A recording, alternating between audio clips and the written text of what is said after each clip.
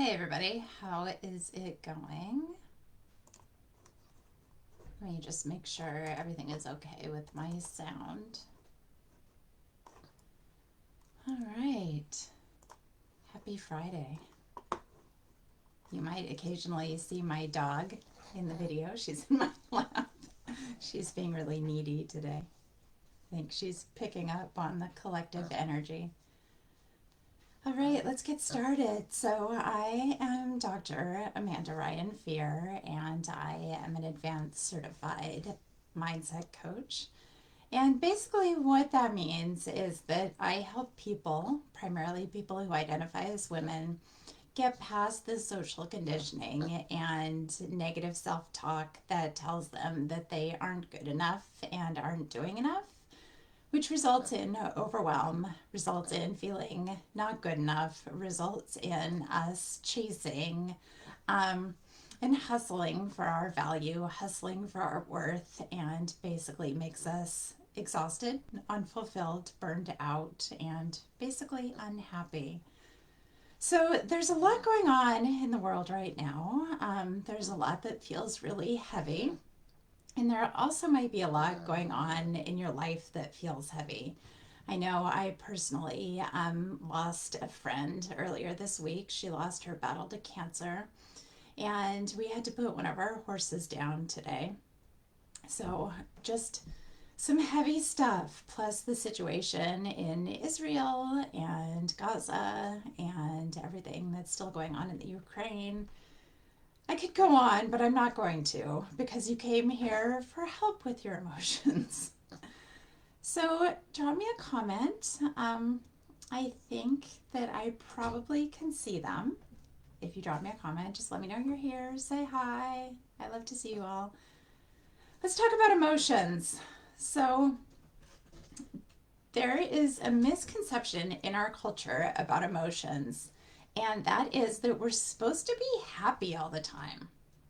So, this comes from, actually, I'm not really sure where this comes from. If you're a sociologist or maybe an historian, you can fill me in on where this idea of happiness all the time comes from. But we see it everywhere, right? We see it in our advertising. If you're not happy, hi, Corey. Thanks for saying hi. If you're not happy, then drink a Bud Light. If you're not happy, buy a new handbag. If you're not happy, maybe you just need a new lipstick. Or maybe you need to shed 10 pounds and then you'll be happy. Or you get the idea. So the messaging that we get is that if we're not happy, something has gone wrong. We're supposed to be happy all the time, and if we're not happy, something has gone wrong or something is wrong with us. Hi, Kyle. Good to see you. See you. Glad you're here. So, first and foremost, what I want you to know is that if you're not feeling happy, that's not a problem. Nothing has gone wrong. So, there's the cultural reinforcement that if we're feeling an uncomfortable emotion, I don't like using the term negative emotions because really all an emotion is information for us. And I'll circle back to that in a second. But what I want you to know is if you're feeling an uncomfortable emotion, nothing has gone wrong. So our brains are biologically programmed to seek pleasure, avoid pain, and conserve energy. So, what this means for your emotions is your brains are actually hardwired to seek out feeling good and think that something has gone horribly wrong if you're not feeling good. So, not only do we have this cultural idea that we're supposed to be happy and feeling good and fulfilled and running through daisies all the time, but we have a biological drive to feel good. So, of course, when we feel shame, when we feel disappointment, when we feel grief, when we feel sad, we think that something has gone wrong. But nothing has gone wrong. That's part of being human. I actually just taught a class on emotional management in the equine assisted coaching program that I'm doing, and it was super powerful because horses really are a mirror of our emotions and a mirror of our energy. So we did some interactive activities where we called I'll call them negative emotions, but uncomfortable emotions into our bodies. And the horses walked away from the participants. And then we called more positive, more pleasant emotions into our bodies, and the horses came and they joined us. It was really cool. But anyway, what I want you to know is that if you're feeling sad, if you're feeling disappointed, if you're feeling any way besides happy and rosy, that's not a problem. You don't need to make it a problem. One of my teachers likes to say that life is 50-50, like 50% joy and 50% pain. I like to think that it's more like 70-30, because really 20% of that pain we cause to ourselves, we create for ourselves by beating ourselves up, by being mean to ourselves, by judging ourselves, by telling ourselves that we're wrong, that something's wrong with us. But anyway, I digress. So it's a normal part of being human to have uncomfortable emotions. So a concept I want you to be aware of is that there's clean pain and then there's dirty pain. So, excuse me, I don't really like that terminology, but I haven't come up with anything better. What I mean by that is clean pain is pain that makes sense to feel. You almost want to feel it. So, for example, the horse that we put down this morning, she's been on our farm for 3 years. She's taught throughout her lifetime. We realized it was over 400 kids how to ride at Camp Namanu, at the camp program where she was. We used her as a riding lesson horse, and then she was used as a therapy horse for a long time. And she's just a beautiful soul, and it was hard to say goodbye to her. I'm okay with feeling sad about losing her. I'm okay with grieving that loss. That's a clean pain. That's an uncomfortable emotion, grief, loss, sadness, that I want to process through my body, that I want to feel. I'm not making it a problem, right? I'm not telling myself I shouldn't feel it. I'm not telling myself that something has gone wrong because I'm feeling it. I'm not giving myself a time cap on it, right? Like I should feel better by now. I'm letting it be in my body. I'm letting it process. So a dirty pain, and I guess maybe I should call it like a complicated, no, I'm not going to call it a complicated pain. A dirty pain, for lack of a better term, if you think of a better term, please let me know, is the pain that we cause ourselves. So in the same example, I could feel sadness about the horse, and then I could shame myself for feeling the sadness, right? I could feel shame that I'm feeling sad. I could tell myself I should just get over it. I should just move on. I could beat myself up for not letting her live longer. I don't know. There's all sorts of dirty pain that I could create for myself. Dirty pain comes from when we judge ourselves, from when we tell ourselves that there's something wrong about us. And that's a lot of the pain that you don't have to have. This is something that you can move beyond. There's actually a life outside of making yourself miserable. Trust me, you'll still have a human brain. You will still have moments, but it won't be as frequent. Okay, so we covered clean pain and dirty pain, right? Clean pain is an emotion, an uncomfortable emotion that you want to feel, for lack of a better way to put that. And then dirty pain is the pain that we cause ourselves by judging ourselves and beating ourselves up and telling ourselves things should be different. So what I want you to know about emotions is all an emotion is a sensation in your body. Even though we think that uncomfortable emotions are something that could kill us, and biologically your brain does think that uncomfortable emotions mean danger, they can't kill you, they can't hurt you. All an emotion is a sensation in your body. And so there's a way that you can train your brain to react less, to be more okay with letting uncomfortable emotions be in your body.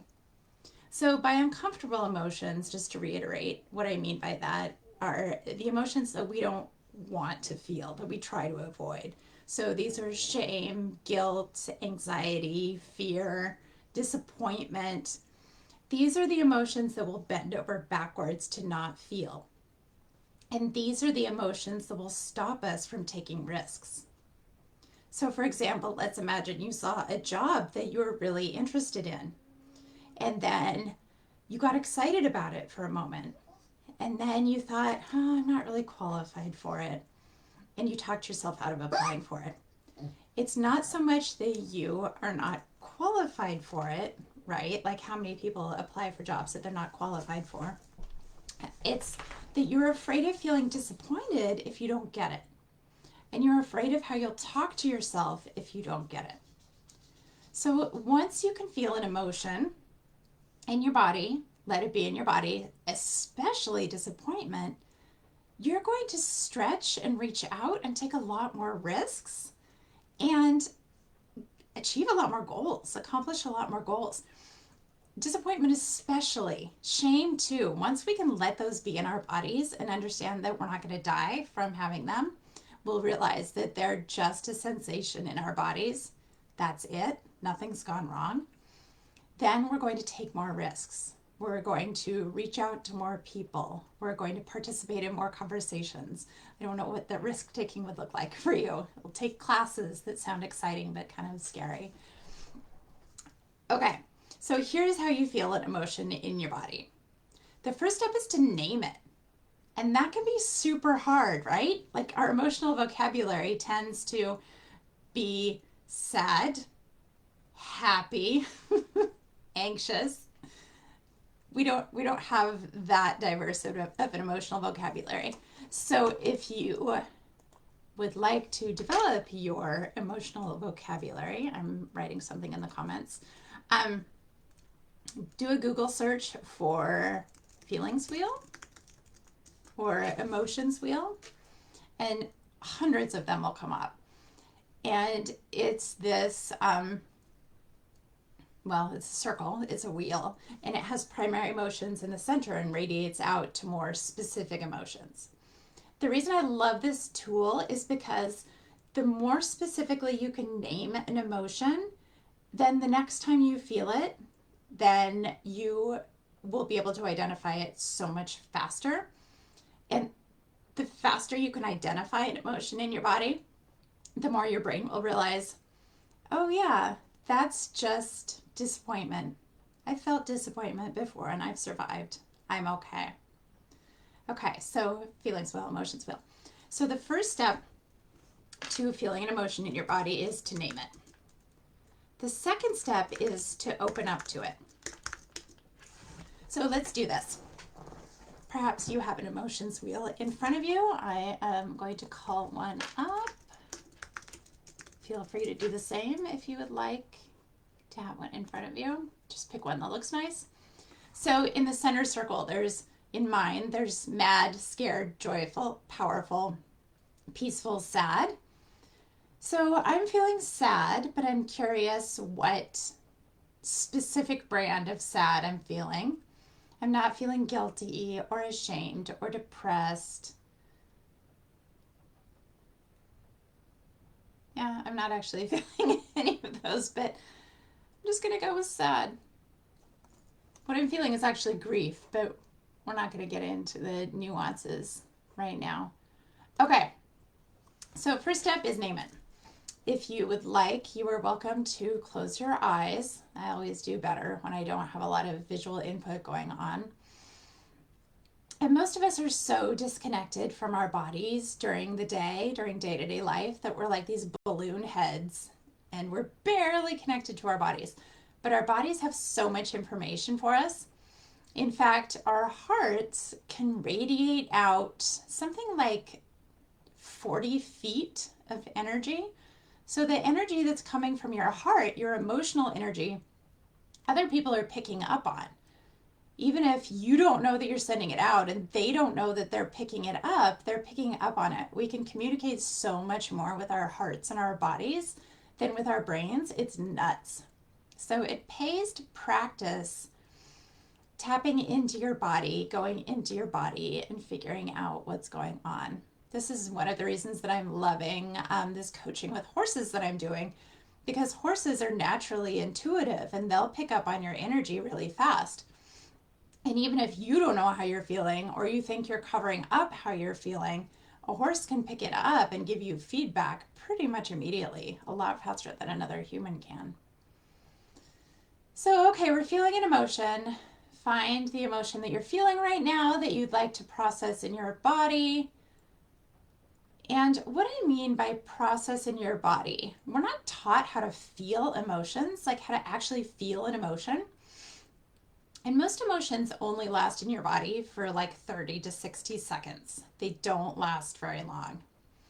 So if you let an emotion be in your body and let it pass through your body, that's really powerful because then it doesn't get stuck, right? How many times have you been stressed out at work only to come home to snap at your kids, snap at your partner, be super cranky? So the more that you can let an emotion go through your body, be in your body, you won't have repercussions in the future for not letting it move through your body. But also, I just totally lost my train of thought. Oh, yeah. Also, you will train your brain that that particular flavor of emotion is not scary. And so you'll react to it so much less the more times you process it. Hopefully that made sense. If it didn't, feel free to ask questions. Okay, so we're naming the emotion. I am processing sadness. And then the next step is to open up to it. So all that means is try to feel where that emotion is in your body. This is a point where it's good to quiet your brain as much as possible. Imagine if you start having thoughts, imagine it's like you're sitting beside a highway and cars are going by. Your thoughts are the cars, and you can just let the thoughts go by. Let the cars go by, but you're not going to get in one. You're not going to follow that thought. Just let it be there. Okay, so I'm feeling the sadness in my body. I'm letting it be there. And then the next step is to witness it in your body. So, where do you feel this sadness in your body? Or whatever emotion you're feeling. I tend to feel most of my emotions in my chest, around my heart area. Where do you feel it in your body? And then, does the emotion have a shape? If you could visualize it, if you could see it in your body, what does it look like? Mine's kind of a blob. Ask yourself, does it have a color?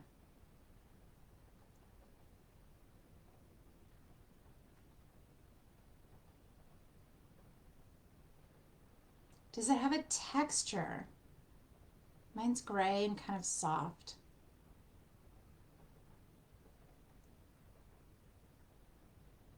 Does it have a weight to it? If you were to pick it up, would it be heavy? Would it be light? Can you tell? Mine's very heavy.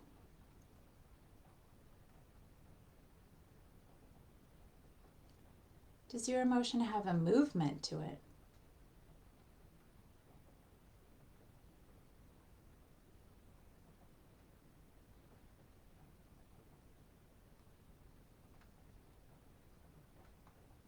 Does it have a temperature? If you were to touch it, would it be warm? Would it be cool?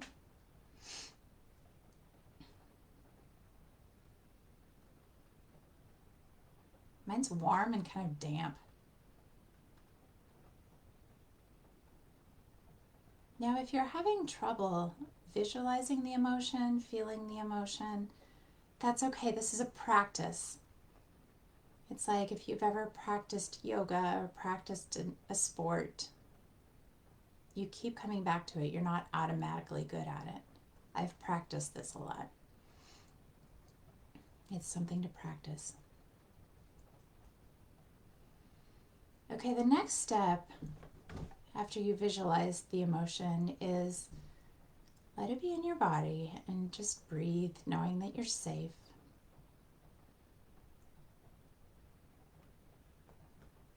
And then I want you to take a deep breath in through your nose And as you exhale out your mouth, imagine that you're exhaling some of that emotion out. You're just letting a little bit of it go. And then continue to breathe in through your nose and out through your mouth. And every time you exhale, just let a little bit more of that emotion go.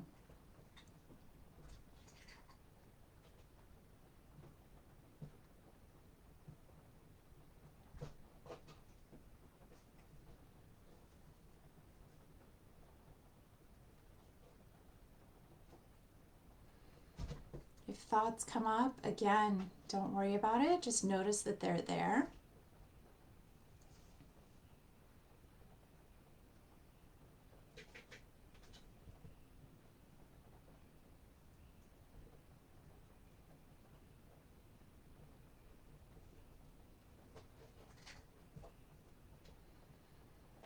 Okay.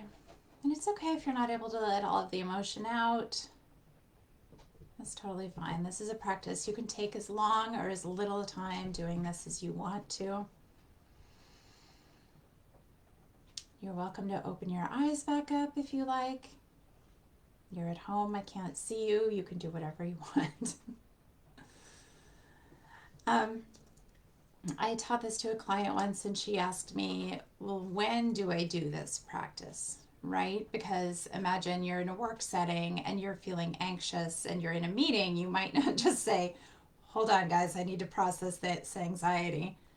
You could. I mean, that would be a good thing to teach other people. But it's something that you can do before a meeting. It's something you can do. I like to do it before I go to bed at night if I have any kind of lingering emotions that I'm noticing. I also, true fact, I wake up pretty much every morning anxious. That's just a pattern that's in my brain after decades of being anxious and waking up anxious. And so I don't make it a problem. It's just something that my brain does. It's like if you told me, okay, Amanda, every morning you wake up, you're going to burp 3 times. I'd be like, yeah, okay, that's weird, but it's not a problem. Same thing. I wake up, I'm anxious. So I process the anxiety that way through naming it like, oh yeah, there's anxiety. There's my friend. I open up to it. I let it be there. I breathe through it.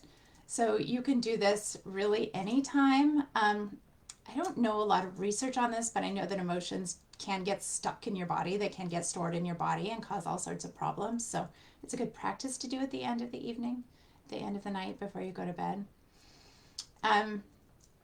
There's something else I wanted to say, but I just lost it. Oh, and another client asked me, this was a great question. She said, okay, well, I get doing this for the uncomfortable emotions, but can I do this for emotions that I actually want to feel?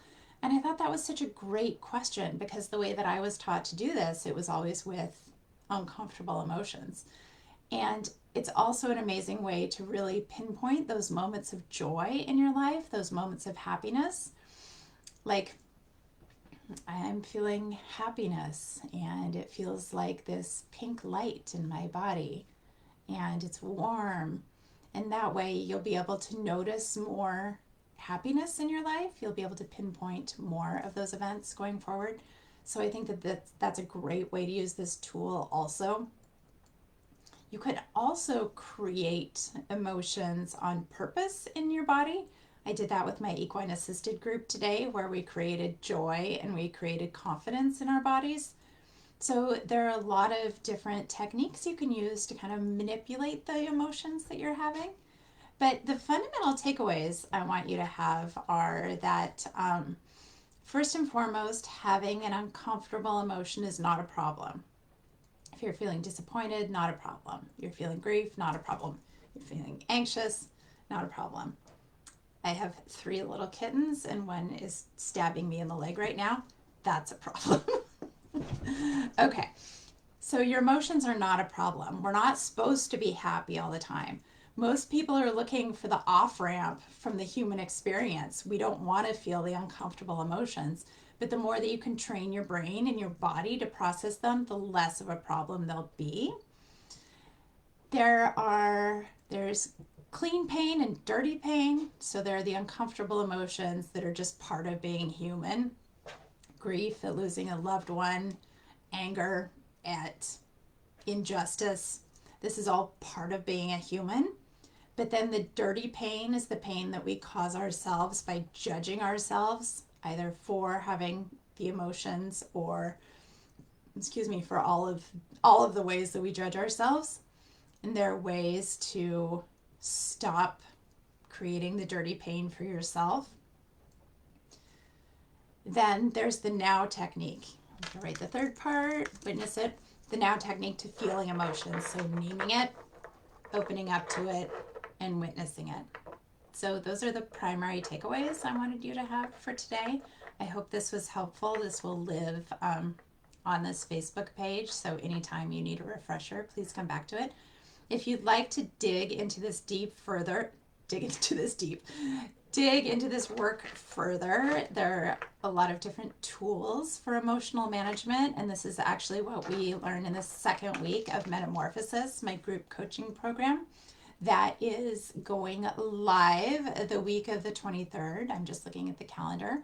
So I am actually extending the early bird deadline for Metamorphosis until end of day Sunday, the 15th. It was supposed to close today, but I want to give people the weekend to get in and save some money. So you can register for it. Actually, let me tell you a little bit more about Metamorphosis. So it's my group coaching program for women who are ready to stop beating themselves up, build confidence, stop letting negative thinking and their inner critic hold them back, and create the next chapter of their lives on purpose with more confidence and clarity. It's a 3-month program. I think it's all online. So there are video lessons each week, and we have a weekly group coaching program. And I absolutely love teaching it because the communities of women, just bringing in a community of women who are all struggling with being human and struggling with negative self-talk and wanting to create something beautiful with their lives. The support is amazing, and the community is always really beautiful. So if you're interested in that, I urge you to check it out. We are going live the week of the 23rd. Like I said, early bird extends through the end of the day on Sunday, and you can check that out on my website, amandaryanfear.com/metamorphosis. And then if you are local to the Portland area, I have an amazing opportunity for you. Next Saturday, I am hosting an equine assisted coaching workshop at my farm, and we are going to focus on the theme of building self-trust. So I think self-trust is really the key to the universe. It's the key to accomplishing whatever it is you want to accomplish in your life with a lot less stress and a lot less overwhelm. And basically, every time my coach has ever coached me on something I think is a problem, it all comes down to, do I trust myself enough? So self-trust is basically having your own back and knowing that no matter what happens, you're going to be okay. So I have 2 spots left. I'm capping it at 5 people. And it's going to be a group of 5 amazing women who want to come together live and in person and learn how to trust themselves more. It's one of the building blocks of confidence and achieving really whatever it is you want to achieve in life. And we are going to have horses helping us. So what I mean by that, there are 2 different ways this works is we will be in a pasture with the horses, and we will be doing the coaching activities. And the horses basically react to what we're doing. So in the sessions that I've had so far, it's been amazing when participants are really tuned into themselves and able to listen to their own self instead of the inner critic, instead of the voice of their parents, instead of the voice of society. The horses feel more comfortable because horses they don't really like it when you're not true to yourself. There's a reason for that. I'll explain in the workshop. And so we were doing an activity to help the women tap into themselves, their own true voice. And the 2 horses in the pasture with us came and they laid down. And so that meant the horses felt really calm and at peace, and they trusted us because horses are prey animals. And so laying down is really vulnerable for them. So that was really beautiful. So you can't script this. So I do the teaching and the horses react to you in the class. And then we also have some activities like grooming the horses, working with the horses, leading the horses that help you to build trust in yourself. So it's a beautiful experience. I can't wait to, I almost said I can't wait to offer it. I can't wait to host it. And I have 2 spots left. So if you're interested, that also is on my website, amandaryanfear.com/EAC for equine assisted coaching. All right, friends, thanks so much for being here. I am sending you so much love. Being a human is really hard, and the most, maybe not the most, the best we can do for each other is support ourselves. So I am here for you. All right, take care.